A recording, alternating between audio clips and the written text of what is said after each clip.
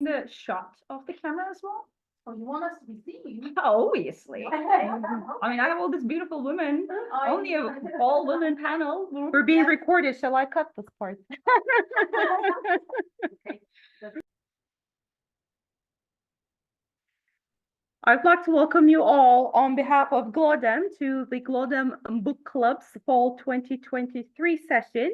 Today we have the great pleasure of hosting Dr. Ezgi Yıldız, who is here for two talks actually. Today she's with us to have the kind of a debut to her newly published book, freshly out of Cambridge University Press. And tomorrow we'll have the great pleasure of hosting another event with the IR seminar series. So those of you who are listening to the session are more than welcome to join that one as well. Before we start the talk, I'd like to give you a quick intro to Ezgi's work, and we'll read out her bio for that matter. Ezgi Yıldız is an assistant professor of international relations at California State University, Long Beach, and a research associate at the Global Governance Center of the Geneva Graduate Institute. She conducts interdisciplinary research on international relations and international law, and specializes in international courts, human rights, and ocean governance. She recently published two books, one of which we will be discussing today, both available with open access. The one we will discuss today is the one that is published by Cambridge University Press, titled Between Forbearance and Audacity, the European Court of Human Rights and the Norm Against Torture. And the co-edited one, which is published by University of Oxford University Press, published same year, The Many Paths of Change in International Law, which we will hopefully discuss at some point next year. Without further ado, well, let me start by thanking Ezgi very much again for being with us today in person. This happens to be our first hybrid book talk since the debut of the GLODEM Book Club. So it is indeed a great pleasure to have that debut with my dear friend and colleague, Ezgi. Ezgi, can you tell us about the book a little bit? So we'll continue with the rest of the questions. Perfect. Well, thank you for inviting me here, Merih. It's always a great pleasure to see you. Also see Koç University for the first time. It's beautiful. And also nice to see all of you here in the room and those online. Thank you for making the time and joining us today. For the first question, I know Merih will have a few questions. I'll use a few slides because I want to structure my answer because, you know, the book is long. I can go off tangent. I don't want to do that. I want to keep it concise and share some of the findings with you. So I will start. So what is this book about?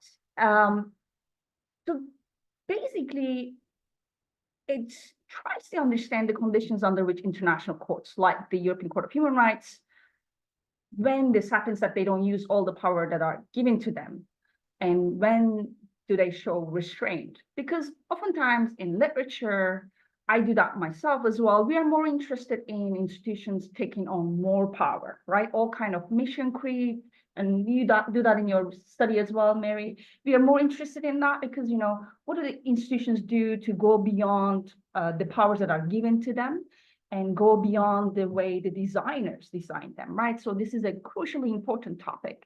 But also what I know to understand now is that what matters also is the instances of restraint when they don't use all the powers, and especially in the context of human rights courts like the European Court of Human Rights, it actually means a lot for their core beneficiaries, or the victims, right? So when they don't use all the power that are given to them, victims actually miss out. So that's the main message of the book. But initially, I have to be like completely honest, I didn't really start this project with this question. My initial attempt was to understand how norms change through court rulings, especially audacious interpretations of the norm against torture and inhumane and degrading treatment. So that was my starting point. And I saw instances of audacious interpretations, but I also saw a lot of restraint. and limits on expansion. And I wondered why we have these limits. What explains these limits? What are the repercussions of these limits? So this is kind of the main logic, main guiding question basically I had. So in terms of methodology, I did a bit of a, I don't know whether it's fully mixed methods or multi-method, whatever we want to call it. It's just a mix of few things. My main source of information, source of data comes from my reading and coding of all the court cases concerning Article 3, which is the prohibition of torture and inhumane and degrading treatment. It's a very long norm. So sometimes I will just say norm against torture, by the way. So basically, I looked at the European Court's jurisprudence between 1967 and 2016, and I read and quoted all the judgments. That meant basically looking at all the different set of claims that are raised in the judgments, because sometimes in the judgment you will have more than one claim. And I wanted to separate that because I wanted to understand how the court treats different claims, different complaints, and whether there are progressive or regressive trends for each of them. So that was basically the bulk of my data actually comes from this assessment. In addition to that, to understand a bit of the context and the stakes and answer some of the questions about the reasons why the court might be showing restraint, which I also call as forbearance. I also conducted semi-structured expert interviews. I went to the court for about a month. I talked to current judges. I then tracked down some of the former judges as well. That was actually a lot of fun. And then I talked to clerks, people who are actually working at the court. And I also found some civil society groups who are representing victims at the court. So there was also that side. And finally, I'm not a lawyer by training, but I learned legal analysis. I also carried out some legal analysis on key select decisions, like landmark decisions, to understand the context. So I'm going to just briefly tell you a few of the findings. The first one is the norm expanded over time, and these are like the signs of audacity. I'm going to explain this graph briefly. So on the left-hand side, you have list of claims, list of complaints or types of acts that happen to fall under this norm. Because as I said, norm against torture and inhumane and degrading treatment it has a long name. It's a very vague norm as well. We don't know what it includes actually. Over time, it can include a lot of things. So I could actually track that down. And here, what you also see is that I look at different periods, right? It is technically a book and a research about the European Court of Human Rights, but the court itself has changed over time structurally. So it's not a single court. We have the first is the old court, which is the original court that was created in 1959. And up until 1998, this court was not a permanent court. It was a part-time court, and it did not have compulsory jurisdiction. That meant that member states could pick and choose whether they want to send cases that are technically brought before them, but they could actually reject the court's jurisdiction and not be reviewed by the court. But after 1998, we have the Protocol 11, which changes the structure of the court. The court becomes full-time court with compulsory jurisdiction. That means that all the members of the Council of Europe and the ones who actually ratified the Convention against European Convention, they have to submit themselves to the jurisdiction of the court. So this is an institutionally very different court.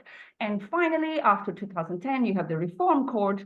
This is also institutionally different because this is the year when you see the start of high-level conferences that discuss the future of the court. So they introduced few reforms, kind of further structuring the court. So I looked at the court's behavior, basically dissecting it into different periods. So going back to this graph, what do we see here? So you see first all these different kinds of acts that began to be covered under this norm. And then the beginning of that dark blue line shows the first time a claim or complaint was brought before the court.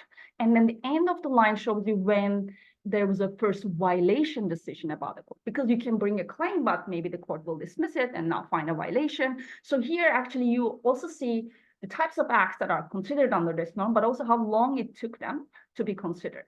Like a lot of claims actually started in the earlier periods, and it it wasn't until the new court period that they got resolved and they got recognized under this norm as well. When you look at the issues like, for example, detention conditions, right? The first violation ruling about this came at the time of new court, for example. Non-refoulement, on the other hand, with a single decision, they found that as a violation. So this actually shows that, you know, the norm indeed has expanded over time. But then the second finding is, has that been even though, you know, has it increased on an equal measure? It hasn't. That's the interesting part.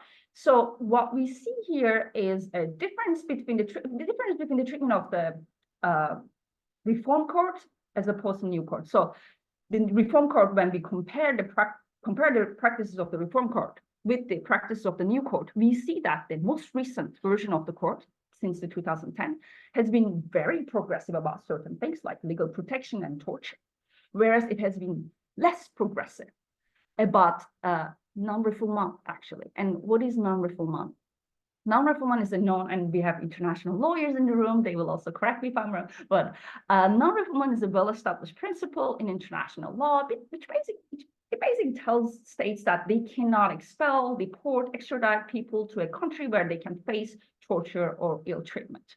So initially, when you think about the first violation decision about non-refoulement came around 1989, and it was without a question something that would fall under this norm. But later on, what we see, the court after 2010 starts to backtrack from it, and this is basically a graph that's showing the propensity to find a violation. That means that likelihood of the court, basically the new court, to find a violation for non-refoulement is quite low compared to other things. So it's more progressive about certain types of claims and less progressive about certain other things.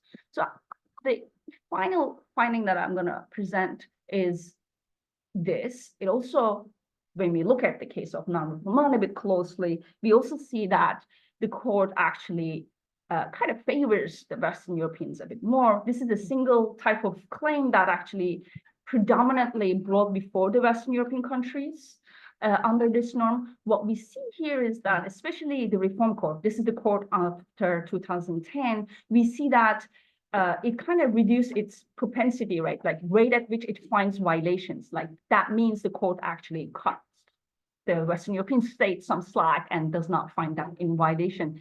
When you look at the formerly communist countries, you don't see a similar story there. They are kind of staying on the line, but they are definitely giving some preferential treatment to the Western European countries. And when you look at the cases as well, you see that, and most of the reasons when the court finds no violation is that they basically show deference to domestic procedure, saying that whatever the domestic court said or that institution said, we're going to believe their judgment. So that's been currently the most interesting kind of finding coming out of the court's anti-torture jurisprudence. So what I did later on after the book published, or in the process it was published, I also expanded my analysis to current period to 2020, basically 2021 or 2.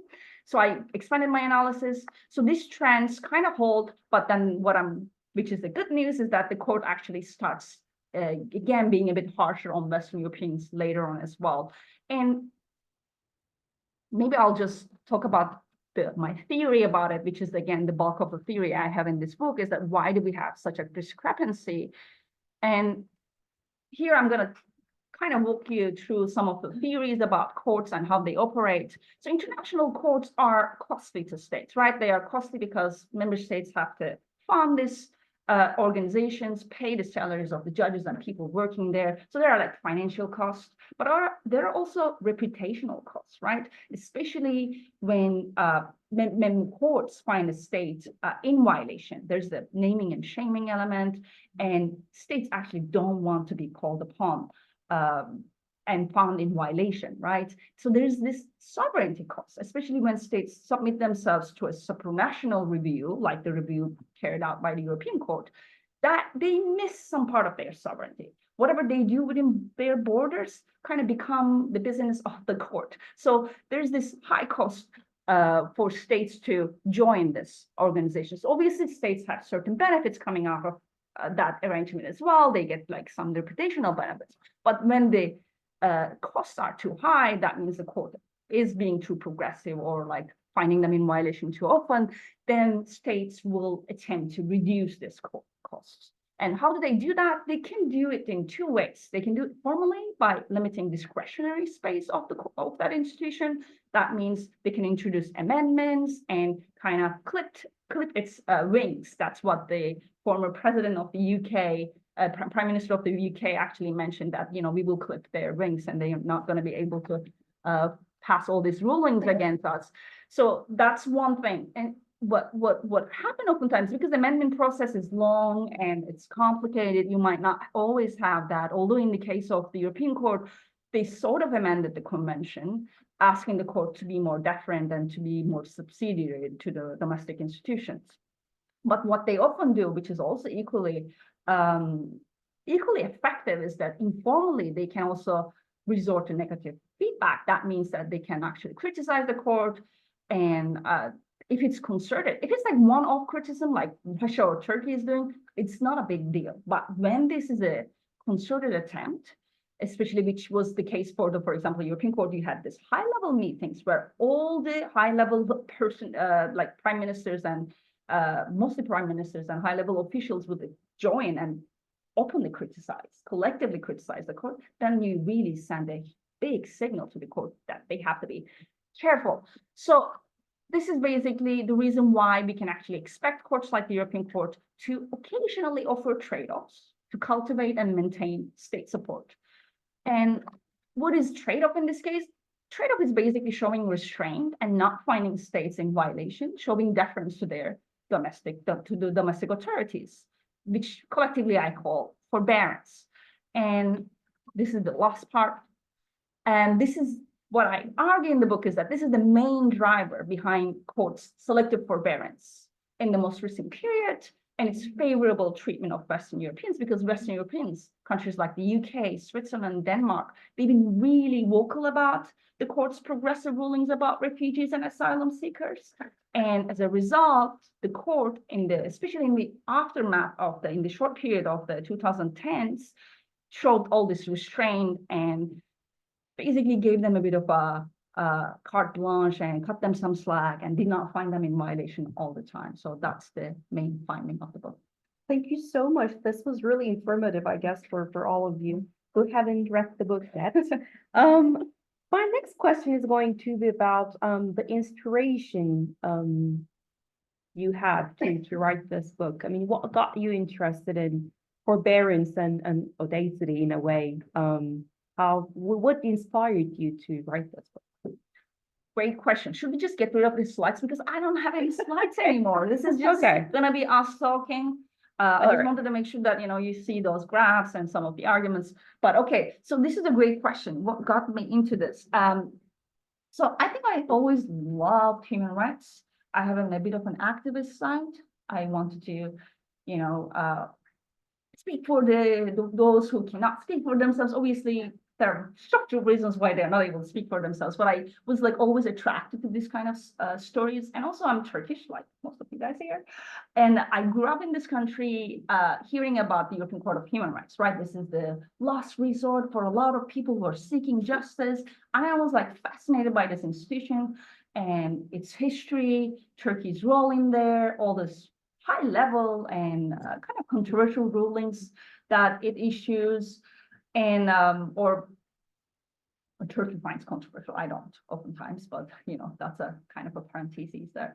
And then again, as a Turkish citizen, you know, growing up here, I heard the stories about the 60s, 70s, the coup d'etats, the acts of state violence, and the importance of the prohibition on torture and inhumane and degrading treatment was very clear to me. And I was drawn to that topic, although that's one of the topics that are maybe most researched. You know, you must have libraries written on it. It's not a very up and coming topic at all. But I was like, despite that, I want to work on this because I had this strong calling for this story. But when it comes to the question about forbearance and audacity, I came up with these concepts. I borrowed forbearance, it's not my invention, borrowed forbearance from Alicia Holland. she talks about that. She's a comparative politics person. She talks about governments not using all their powers, looking at different Latin American countries. And I was like, actually, you can think about that in the context of courts as well. And audacity is something that I came up with. I'm proud of it. Some audacious person. I think it just nicely balances as well. And so why I pick these terms instead of activism and restraint, because there are two perfectly fine terms that international lawyers love to use, but I thought that they're not really fitting to explain international courts, because, you know, the origins of activism and restraint mostly comes from domestic law context, where judges are the ones who are activists because they are doing certain things because of their ideology. But I don't think a court is an activist or courts are not activists at all. So to me, that I wanted to understand, and I will tell you more about that too, because this story is not judge-centered, because even though judges are the ones deciding the court rulings, in the context of the European Court, there are a lot of nameless individuals, law clerks, that are actually taking a lot of responsibility when it comes to deciding this judgment. So I did not want to make it a story about judges' activism. No, this is a kind of a collective institutional story that also involves everyone working for that institution. And I don't think it's about activism according to what, according to who. That's a bit of a slippery term for me. That's why I just suggested my own terms and kind of made it sure that this is a story about the institutional kind of safeguards or trade-offs that we actually see in the context of the court. Maybe we can go back to the question about how you picked the title for the book, the Forbearance and Audacity. But before going into that, can we also speak a little bit about how long it took you to conduct the research and the pain and suffering you went through? I know that you want to hear that. Sorry. Pain and suffering. So this You don't need to speak about the pain and suffering. the book about torture. So I mean, I guess I am going to talk about pain and suffering. There's a little grim kind of a topic, Yeah, obviously, to speak about. Thankfully, it's legal. Yeah. So it just really tones it down. I'll tell you more about that. So yeah, I mean, how long it took. So this is based on my doctoral dissertation. So the idea about quoting judgments, reading them, and having this coding classification that I have is based on that. But apart from one chapter, I rewrote the whole thing after, and I expanded the analysis as well, because I'm a perfectionist. But also, I tried to publish this earlier, and that didn't go well. Because I'm an interdisciplinary scholar, I have a degree in international relations with a minor in international law, and this is a more legal story than a political science story. So I was actually knocking on the wrong doors initially. So before getting it published by Cambridge, I talked to Cambridge's political science editor, and he was like, too legalistic, and rightly so. So what happened then, I took a break from the book, from the analysis and everything, and I started a postdoc project, which is the reason why I have the second book here. And she has two books on the table, as you may have noticed. I have two books, and you can actually circulate it. Yeah, let's circulate them. Yeah, have a look at them. Our students can feel and this one's coming up next in GLODEM Book Club 2024. We'll have this. Should be maybe just circulate it from here, and then this one. Yeah. All right. Baisam, would you also mind circulating the attendance sheet so we can? So what happened is I started my postdoc project. So that meant that my main book became a holiday book, not in a fun way. I had to work on it over holidays, weekends. But it's a nice gift of the Christmas. Christmas happens. I'm like, I can finally work on my own book. So it took ages. That's the short story. I would say maybe 4 years of PhD plus 5 years, but I never worked on it full time after the PhD, right? I had this other book and other project going on. But yeah, it took a long time. And that's the reason why it took a long time was that 2003 under judgments I read. Yeah, that happens, right? Well, speaking of the challenges, what challenges did you face when analyzing the legal and ethical dimensions of torture in the context of the European Court of European Human Rights Law, Yeah. actually. So legal challenges, I was, again, my degree is not in international law. I have a minor that meant that I had to take some international law courses, which I enjoyed. But oftentimes what it boils down, and I think this is also something, correct me if I'm wrong, that you also shared, that there's not like a legal method class that you have oftentimes. This is something that lawyers learn by doing. So I could do that myself, learn by doing, reading judgments. I taught myself how to read judgments effectively because many of them. So I learned over time how to read them fast and getting the important information from them. So that was a challenge initially because I would read all the details. These are like long, some of them are very long judgments where they give you all this non-essential details. So I was just getting lost in them initially. I think that was a challenge. And then later on, I learned how to work around the text and find the most important information because I'm coding, right? I have a big spreadsheet. I just need some numbers coming from that judgment. But then sometimes obviously these stories could be really sad. So that would just get my attention. Obviously, this book is not about Turkey, but Turkey has a lot of cases about this particular norm. So that was sad as well. I learned about the Kurdish conflict from the judgments as well. Most of them were there. Violence against women, all kind of issues were like brought to life in these judgments, right? So legally, there was that. Emotionally and psychologically, obviously, the stories are sad, right? Although I would say it was a little easier to do this legally because the language is emotionless, right? It just tells you, oh, this is a violation or not. These are the rules that you're violating, like very, as a matter of fact type of way, very technical, very clean language. So if I were to do this sociologically, where I would like hear victims' testimonies like raw, that would have been a lot more difficult. Here in the judgment, they are summarized by law clerks. They translate all the pain and suffering into legal language, which is emotionless. So in a way that protected me psychologically and emotionally, I think. Well, you already touched upon, in the case of Turkey, the national policies, maybe. Could you elaborate a little bit more on how the European Court of Human Rights decisions on torture impact national policies within member states, like overall, and then if you have any particular cases in mind that I'd love to share with us.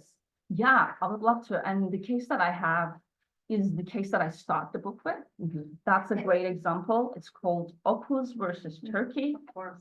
Obviously, my friends here know about this case. That case really stayed with me. So this is a story of Nahide.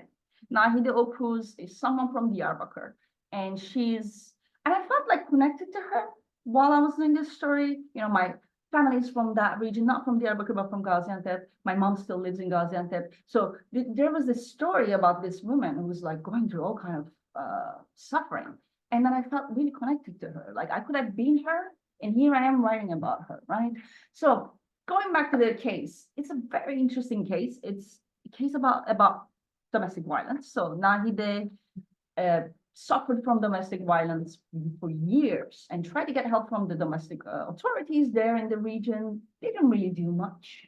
And then she would get threats, and then acts of violence would happen. She would get beaten up. And again, no one really interfered to do anything. At the end, they decided to like escape from this fate themselves, and they wanted to escape to Izmir. And then this husband of hers just stopped them. And she wasn't there, luckily, but her mom was there, unfortunately, and he basically shot her mom dead. Basically, her mom died as a result of this case. So this case was brought before the European Court of Human Rights after the domestic procedure. Like this is what happens. You first need to exhaust all the domestic remedies, and then as a final resort, you would send the case to the European Court of Human Rights. So this woman like bravely talked about this pain and suffering. And then the court, kudos to the court, actually, they were really clear about what the issue was. It was Turkey's judicial passivity about women and not taking enough measures to protect them. So this case was decided in 2009 and became a landmark decision immediately, and then got applied later on. But it also gave the grounds for the Istanbul Convention. The famous Istanbul Convention that you guys know about, this was actually inspired by this case, right? After this case, Turkey said that, hey, we're gonna look at this topic a bit closely because this happens a lot in this country. And they actually were the ones taking the lead in drafting the Istanbul Convention. Turkey was actually. It's sad that it recently withdrew from the convention, but that's one of the good examples that I can tell you that changed, because not only the Istanbul Convention was created, its equivalent domestic law was also created here as a result of that case. But in addition to that, there are other examples where you can actually feel the effects of judgment. And one interesting one is against Switzerland. So recently, the European Court actually, because Switzerland had this ban on begging, and they were really ruthless about it. They would just kind of collect people on the street whenever they see begging. But then the court said that they cannot do that. They cannot ban begging. So Switzerland had to comply with it. I think the case was actually coming from Geneva even. And then they had to change that law. And I was at the time living in Switzerland, and I could see that effect myself. I could see actually people appearing on the streets begging, like, because they could now do that. And the law was immediately effective because the court can ask that. And there are other positive examples as well. For example, the European Court asked Austria to allow same-sex couples to adopt each other's kids as well. So in a way, you can actually really have wide-ranging effects through these decisions. We kind of actually already answered my very last question I had in mind, which was going to be, are there any personal experiences or encounters that No, I have an answer for that too. All right, I'll keep that then. Please do. Okay. So about the European Court of Human Rights. I mean, for those of you who are not necessarily maybe too familiar with it, maybe we can speak a little bit about how it evolved over time. Its stance on torture, I mean, evolved over time, and how do you see the role of the court evolving in the future, especially regarding, of course, human rights issues like torture? Great question. So how it evolved over time, I kind of touched upon when I was showing one of the graphs. You see expansion, right? It's not even, but there is expansion. New issues are falling under this norm. But there's also some philosophical changes and structural changes about the norm as well. So what happened until late 1990s, early 2000s was that the norm was only considered in terms of negative obligations, right? Negative obligations mean that the state should not torture, should not interfere in your rights. We shouldn't subject you to inhumane and degrading treatment, right? This is a very clear classical liberal idea that states shouldn't violate your rights. Do not torture, do not subject anyone to inhumane and degrading treatment, do not impose this or that on them, right? So that was a clear part of norm that was not contested. But what happened in the late 1990s and early 2000s is that this idea of positive obligations came to being at full swing. Right now, I think more than 60% of the jurisprudence is about positive obligations. They really overtook negative obligations. Now it's all about what the state should do to prevent violations, to alleviate suffering. So you have issues like the state's obligations about preventing domestic violence or violence against minors, or treatment of refugees at detention centers, right? So there's this new kind of a philosophy about the state's role. It changed over time. It's not just about, hey, let's make sure that this person does not get beaten up in our police station, but more about now, hey, we have to make sure that that person, that woman does not get beaten up by this private actor. So the range of obligations and responsibilities of states expanded over time. And I think that's the most dramatic thing that we see here. And then the second question was about the future. Yeah, that's also interesting because, when I was looking at all these types of issues that could fall under this, I was like, this is quite expensive as well. And when I was talking to the judges at the court, they were also saying that it shouldn't go too much. It shouldn't expand too much, or else it means nothing. We have to keep them a bit, keep the list of things that we discuss under this norm under control. I get that, but I think there are still some ways it can expand. One is environment. There's actually a court case happening right now. And it basically talks about states' obligation to provide a clean and healthy environment under this norm. and hasn't been resolved yet, but very likely that the court will find that state has an obligation to provide clean and healthy environment, or else it's inhumane and degrading treatment that you're suffering, right? So going with the same positive obligation logic.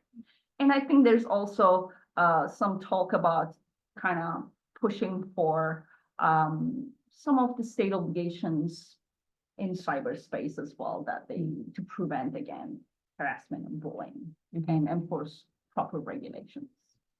But these are the two areas where I see expansion. But what I also see often overall is that we will have even more positive obligations, more emphasis on them. Yeah.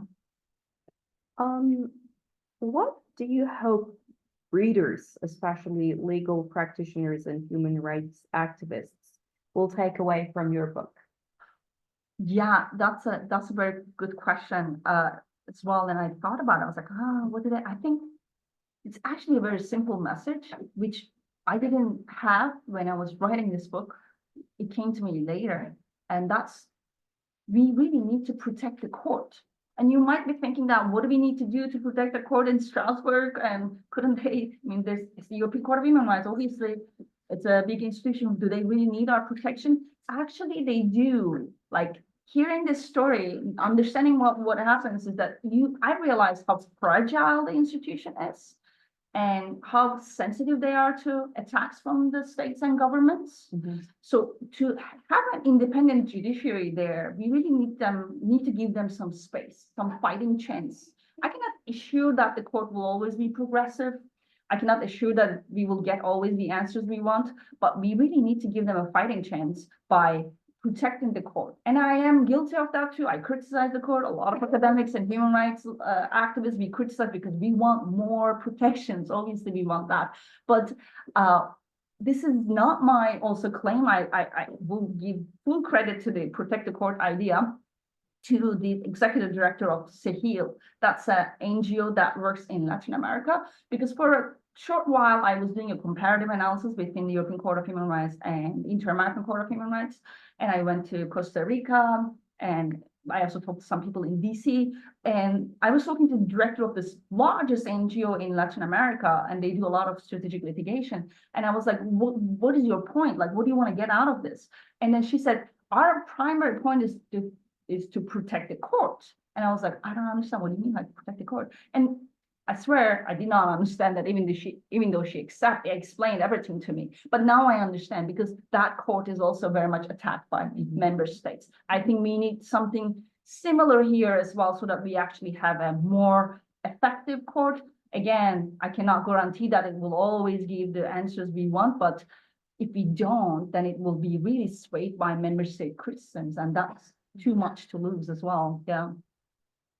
Then we can go back to the question about your encounters or personal experiences that particularly influenced your perspective in writing this book. I think one encounter I had was, the month I spent in Strasbourg. Like, it was amazing to be in the institution that you're studying is like a rare privilege. I didn't feel that with the IMF though. I'm just joking. If there's anyone listening, I hear you. Jokes aside. It's a different beast. So the European Court was actually pretty good. I went there as a PhD student with no idea and no contacts as well. What a stupid thing to do. But anyways, I did it. Anyways, I had the grant from the Swiss Science Foundation. I could go there. And then I spent a month there, like, living in the court, basically. There I have a cafeteria, and then I could follow the proceedings. And I would basically approach people, and I would ask them if I can interview them. And most of the time they said yes, which was amazing. So, but one thing that I got out of that interaction was obviously, learning about the way the court works, different from what I read before. And one thing was that the court as a, body looked really different. And I went there with my questions and my readings, and I thought I knew what's happening. But then I saw this tension between the registry lawyers, which is the court secretariat, like people working at the court on a permanent basis, versus elected judges. So at the European Court of Human Rights, you have elected judges that are there for 9 years, right? They shuffle. and they kind of represent their national, they do not represent, but they are there for each nation, member states.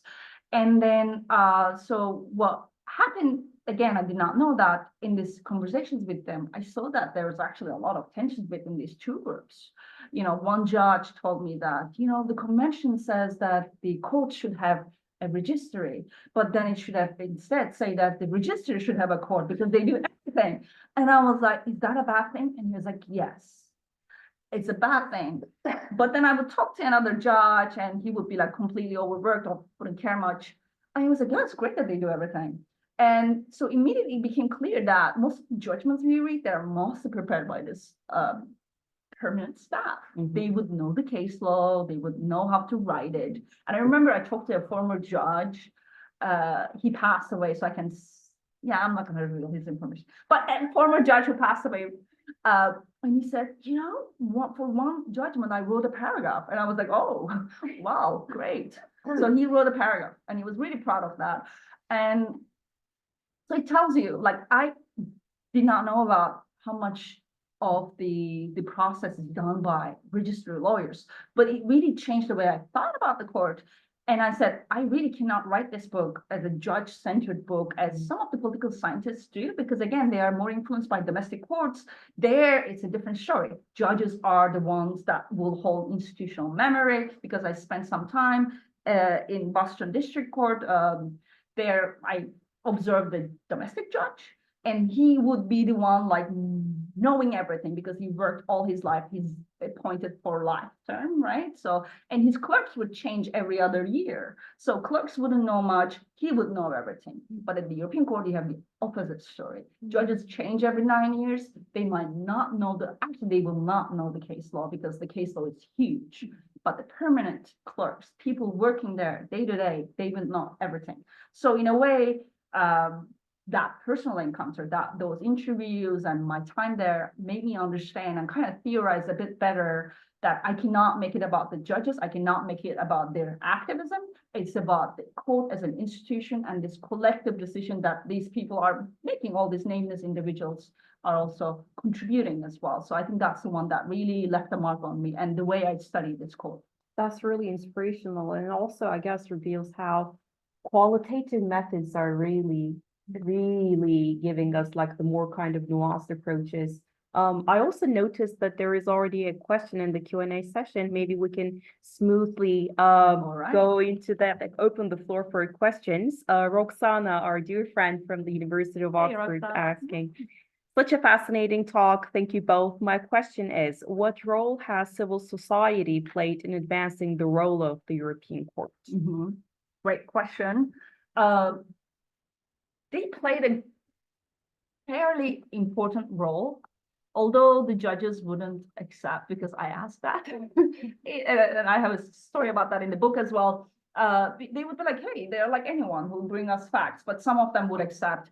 And they've been doing a lot of important strategic litigation concerning certain issues. Right, for example, the rights of Roma people, rights of women, refugee rights as well. There are few active NGOs that they would just bring this really good cases with a lot of data, right, and information, which is something that the court misses, right? Court cannot do fact finding. They can only get information that the parties submit. That means that they have no other way of knowing the facts. But sometimes NGOs, they pick a good case and they bring all this information before the court, and that really helps them to decide as well. So civil society organizations, I think they've been very influential to certain issues, and they've been pushing the boundaries through their work over time. And what I saw when I was looking at their role as well, you also see that they do two good things that helps them.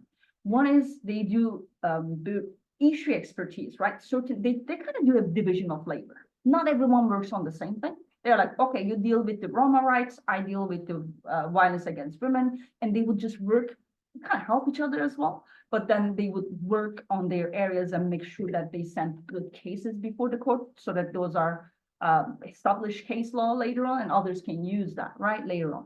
And the other thing they do, I noticed that the transfer of expertise. Sometimes people work in different organizations, or what they can also like use some of the things they learned from previous issues to new case. I'll give you an example.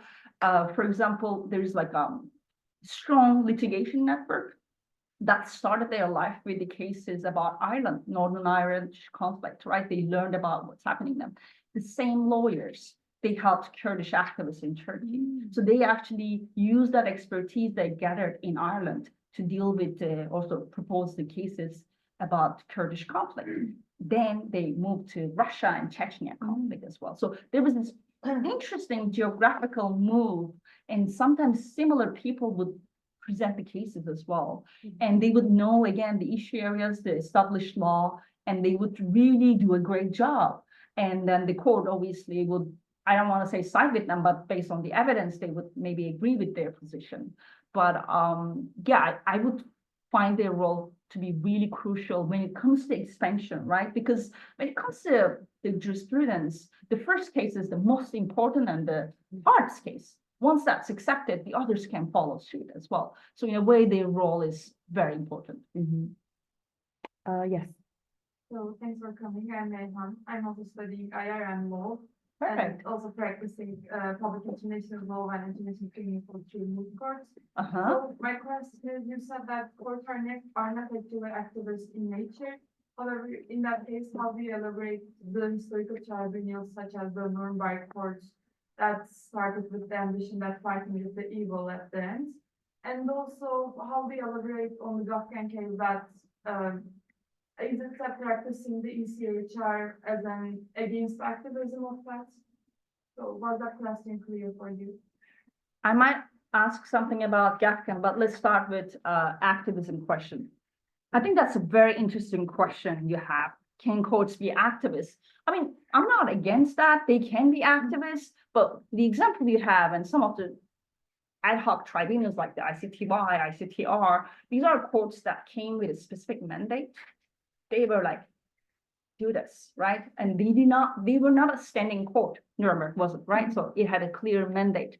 And within that mandate, they could be audacious because there were no question about them existing longer. The problem with activism, and in my case, I call it audacity, oftentimes comes for standing courts. Like, for example, ICC, International Criminal Court, deals with that problem a lot because their existence is at stake.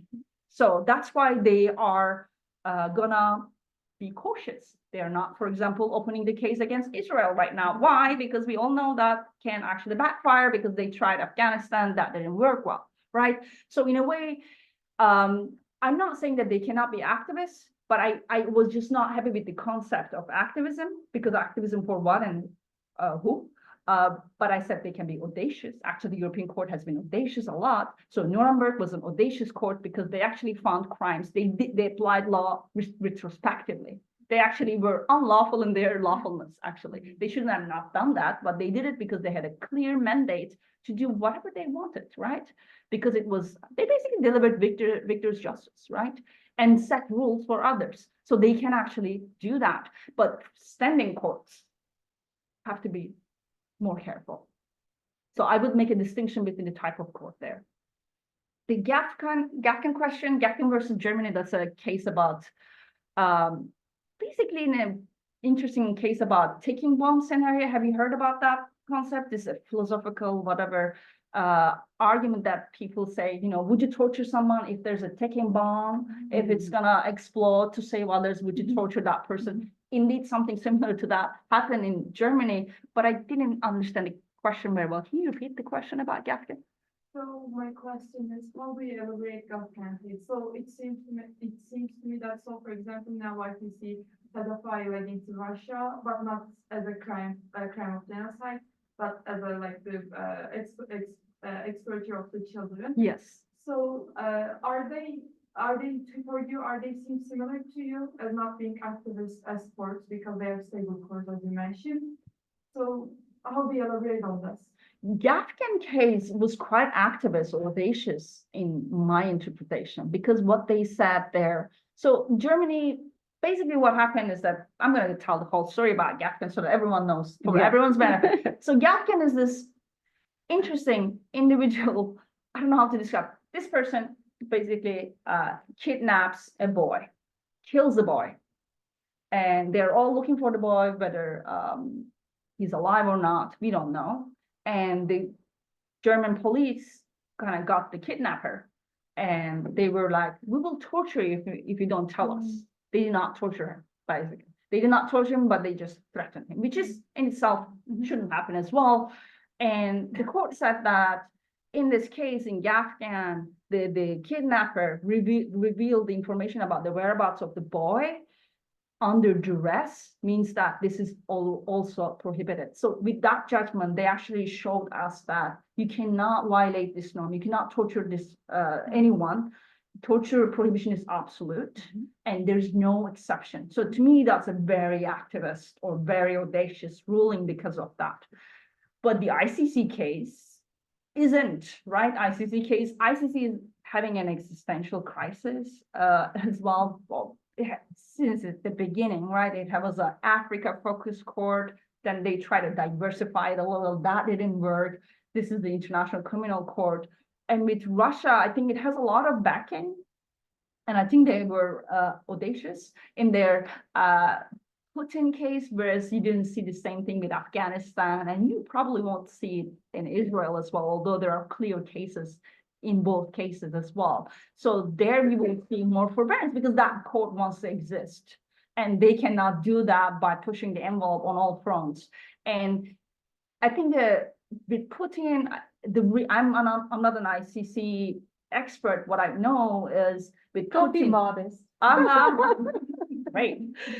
With Putin is just also evidentiary reasons as well, right? So this was a quick way to get an arrest warrant, and like it was pretty fast to turn around. That's why they just got this point. I was like, this transfer of children, which could be falling under genocide convention as well, because transfer of children can have a genocidal intent as well, to exterminate an entire population.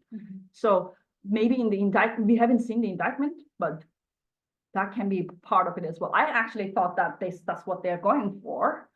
But I mean, is it a case of genocide? It's hard to argue. I don't know.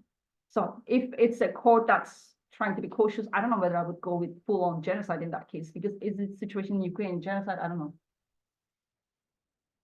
I mean, sorry, that's your job. No, it's okay. Actually, I mean, before we move on, you already spoke about, how challenging it may be to conduct interdisciplinary work and decide where to send your work, like choose the right outlet for your work. Yeah.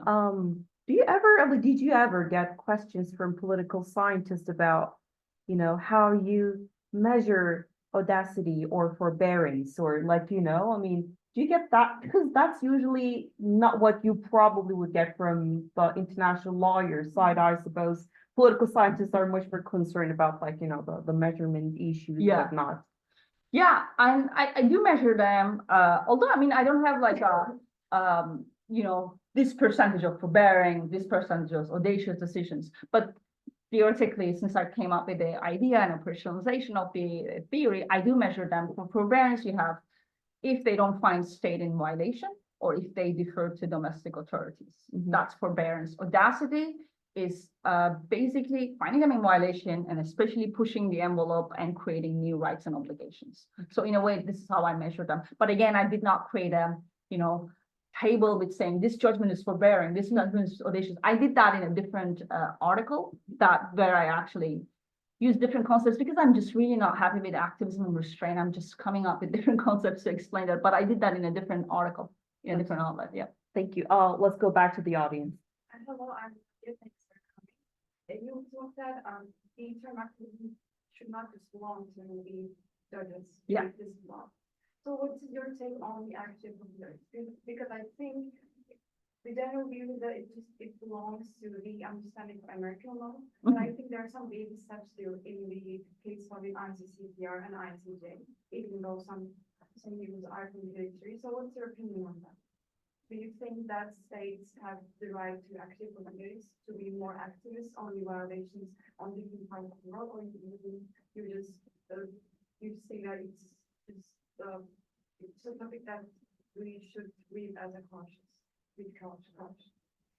It's interesting. I don't know whether I have like a standard explanation about that. What is your feeling? Let's have a conversation about it. I want to understand where you're coming I'm from. recently working on that topic because we are Okay. working from competition. Mood court competition. Is it one of the questions you have? Just making you answer the question. Love that. So why nature we have to look from two sides. Yeah. On first side, we should say agriculture is a valid norm in international law.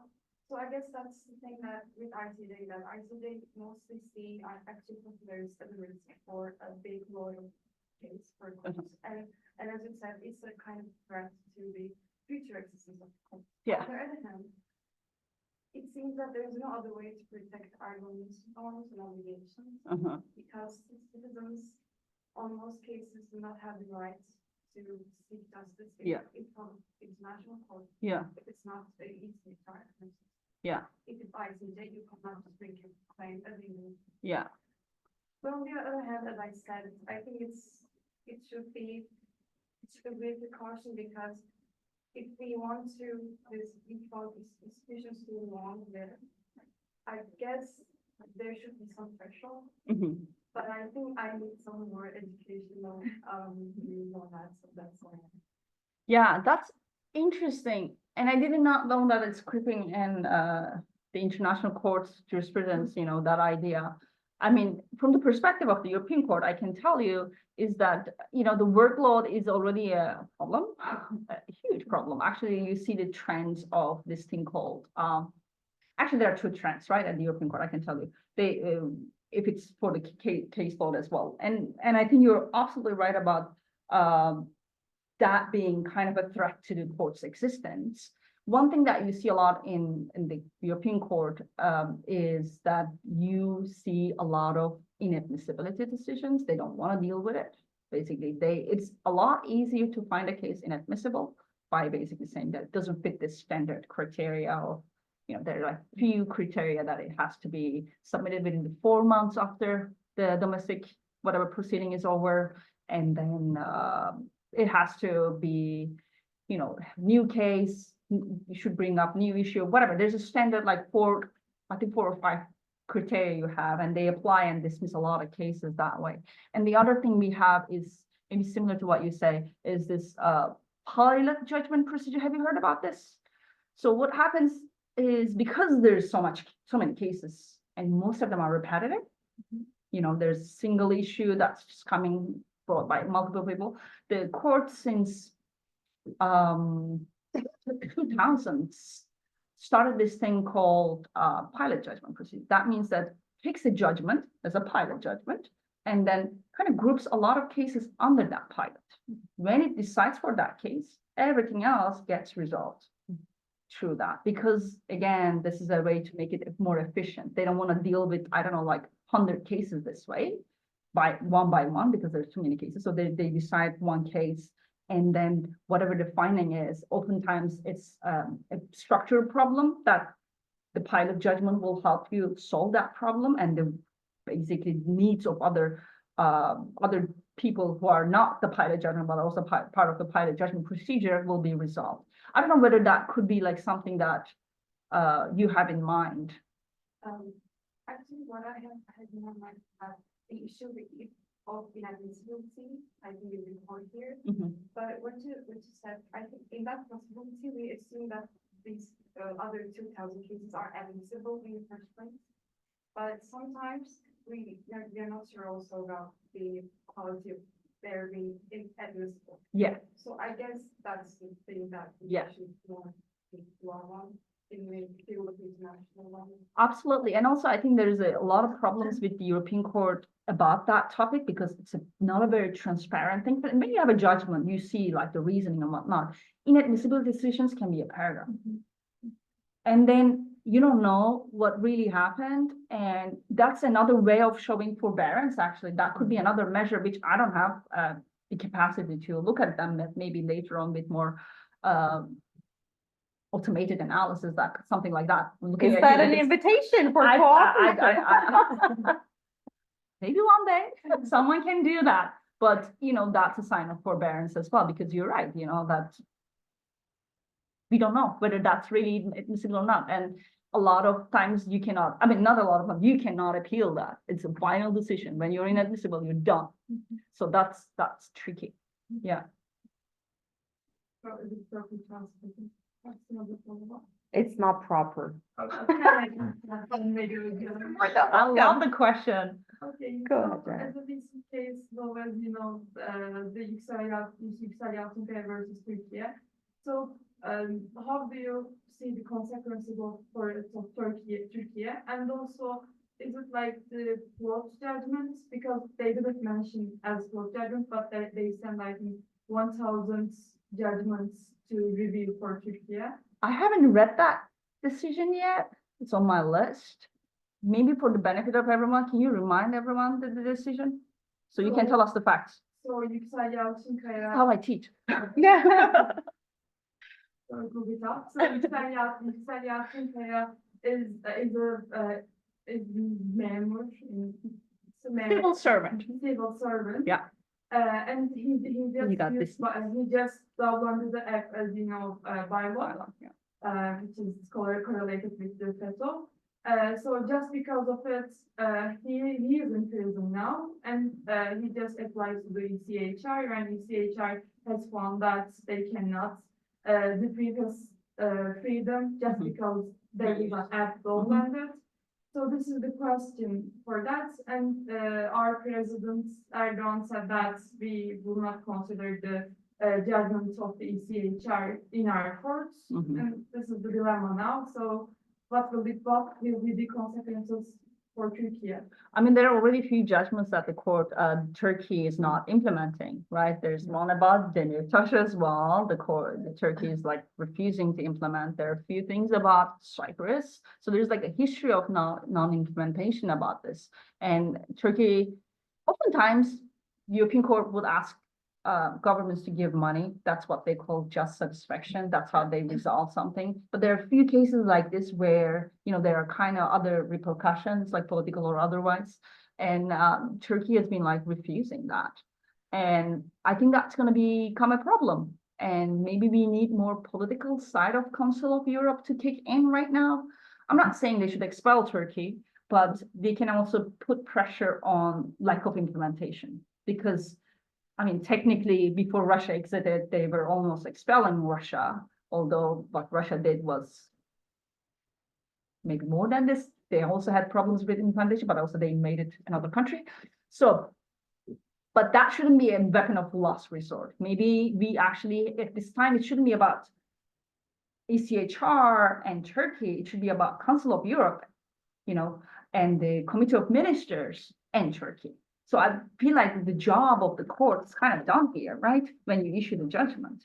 And obviously there are reputational damages on the court when you have non-implementation like this. But on the other hand, again, this is more like a political issue right now than a legal issue, if you ask me, because they are clear, right? And you said whether you don't know whether it's not a pilot judgment. Even if it's not a pilot judgment, it's going to set a precedent in a way that's also going to give signals to the court that maybe, because for a while the court was okay with deferring to Turkish Constitutional Court as well, like thinking that is a reasonable remedy mechanism, but maybe the court will kind of wake up and not do that anymore. So in a way, there can be like ripple effect and other effects that can be foreseen that the court might do. But I think here the party that we really do talk to is the Committee of Ministers.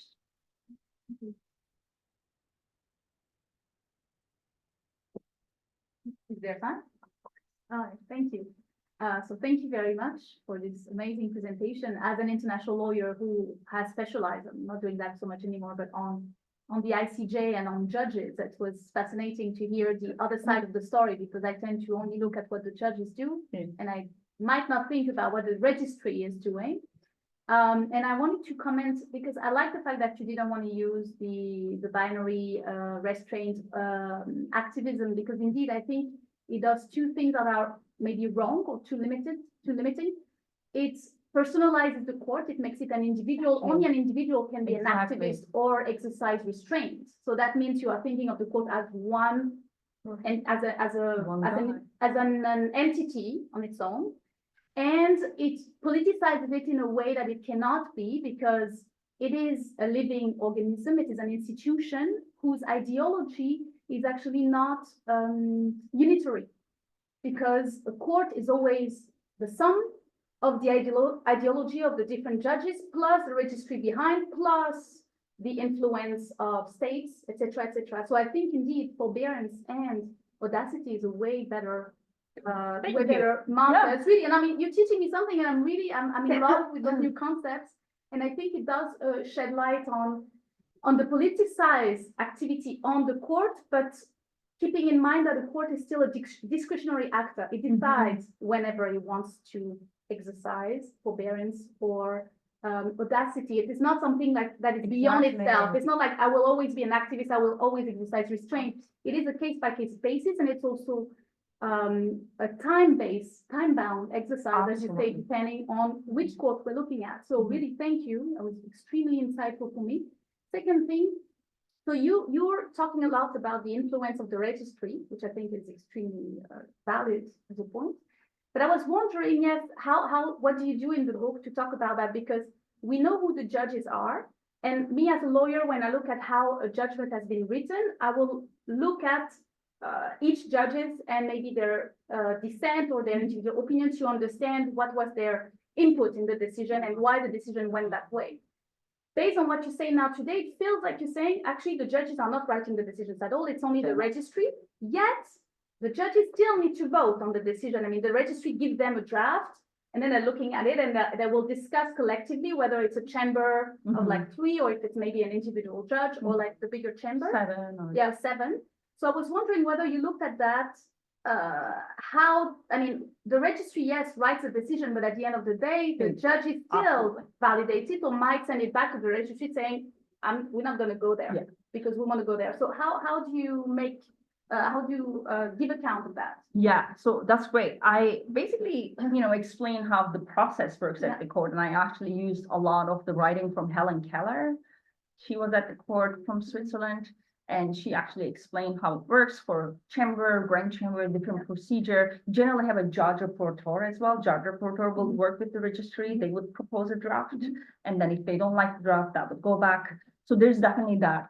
What is difficult? I mean, I basically say that obviously at the end of the day, judges will decide. They have a bit more in this, say in this, and also their name will be on. I mean, so different from the ICJ, different from some other courts. You might not know who voted for what for the European Court of Human Rights. They don't tell you the decision of the judges unless that judge dissents or writes a separate opinion. Then their name appears and they write those opinions. But that doesn't always happen. There are a few judges they do that. Some judges don't. And so in a way, for me already it was impossible to know if it's an anonymous decision. I know like everyone here sitting here decided. But if it's like a split decision, I will never know anyways. So in a way, I would always like imagine that as a decision, the collective decision coming from that chamber, that division, whoever is sitting there. So in a way, I never actually needed to weigh in who said what, unless I'm looking at dissents where I can actually talk about the person and their identity. In a way, that's why it's almost more difficult for people working on the European Court to do a judge-centered analysis.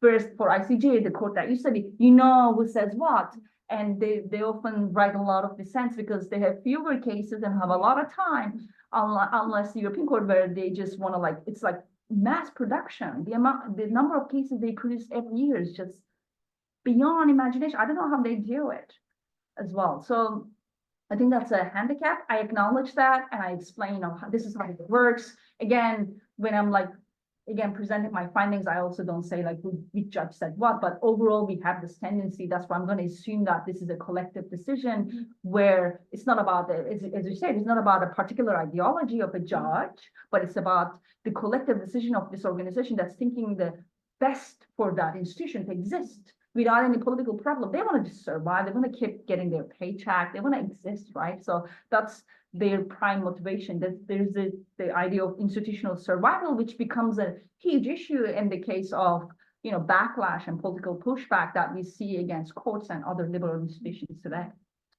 I heard follow-up questions are allowed. Yeah, of course. No, very quick one. I saw your data, the data starts in 1970. Yeah. Why? Because the court has existed since 1959. Why They did we did not- choose that time period? Yeah, great question. They did not have a lot of cases for the norm against torture. Okay. And 1967 is a commission judgment. So I actually have it in my data set that I have a commission judgment, but then when I was explaining the court period, I couldn't attribute the commission decision to the court, so I cut that out. So there's, for example, the famous Greek case, which was decided by the commission that was never sent to the court because this was the coup d'etat in Greece. There was a case about that. That case involved torture in 1969 decision, but it was only decided by the commission because they, you know, the story of the court is that, you know, it always had to be a cautious institution. They didn't want to like scare member states at the time. So they didn't want to create this big fuss about it, especially during Cold War. They didn't want to show that, you know, they're violating rights here on the liberal free world. So they actually kind of almost hid that case by sending it to the commission, not even issuing it, publishing it, and sending directly the results to the Committee of Ministers to resolve. And then Greece kind of temporarily left Council of Europe and came back again after that. So that's the kind of long answer. Would you do a second book on the commission's judgments then? That would be a short, shorter book. That would be actually interesting because I think the commission is a very interesting actor because I think for the old court, that commission, European Commission existed during the time of the old court until 1998. They would do the initial processing. The admissibility decisions were usually undertaken by they were undertaken by the commission, and they would send the judgments that are like worthy to the court. Like court would review whatever they reviewed as a second time. So they did a lot of gatekeeping.